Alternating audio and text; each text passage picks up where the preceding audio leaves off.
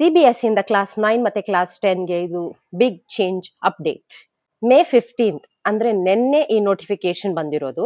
Class 9 ಮತ್ತೆ class 10ಗೆ 3 languages ಕಂಪಲ್ಸರಿಯಾಗಿ ಓದ್ಲೇಬೇಕು. 2 native languages ಆಗಿರಬೇಕು, 1 foreign language. English ಕೂಡ ಫಾರಿನ್ ಲ್ಯಾಂಗ್ವೇಜ್. ಇಂಗ್ಲಿಷ್ ಕೂಡ ಬೇಕು, ಅದ್ರ ಜೊತೆಗೆ ಇನ್ನೊಂದು ಫಾರಿನ್ ಲ್ಯಾಂಗ್ವೇಜ್ ಬೇಕು ಅಂದ್ರೆ ಫ್ರೆಂಚ್, ಜರ್ಮನ್ ಆತರ ಏನಾದ್ರೂ ಕಲಿಬೇಕು ಅಂತಂದ್ರೆ ಅದು 4ನೇ ಆಪ್ಷನಲ್ ಲ್ಯಾಂಗ್ವೇಜ್ ಆಗತ್ತೆ.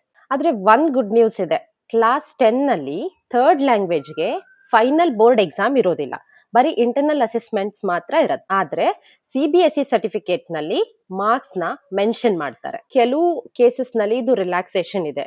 ಇಂಡಿಯಾ ಇಂದ ಹೊರಗಡೆ ಹೋಗೋರ್ಗೆ ಅಥವಾ ಹೊರಗಡೆಯಿಂದ ಇಂಡಿಯಾಗ್ ಬರೋರ್ಗೆ ಅಥವಾ ಸ್ಪೆಷಲ್ ನೀಡ್ಸ್ ಇರುವಂತಹ ಮಕ್ಳಿಗೆ ಇದು ರಿಲ್ಯಾಕ್ಸೇಷನ್ ಇರುತ್ತೆ. CBSE ಹೇಳೋ ಪ್ರಕಾರ ಇದು ಎಕ್ಸಾಮ್ ಪ್ರೆಷರ್ ಅಲ್ಲ, ಇದು ಮಲ್ಟಿಲಿಂಗ್ವಲ್ ಲರ್ನಿಂಗ್ ಅಂತ. ನಿಮ್ ಒಪಿನಿಯನ್ ಏನು ಇದ್ರ ಬಗ್ಗೆ? ನೋಟಿಫಿಕೇಶನ್ ನ ಕೊನೆಯಲ್ಲಿ ಹಾಕಿರ್ತೀನಿ, ನೋಡಿ.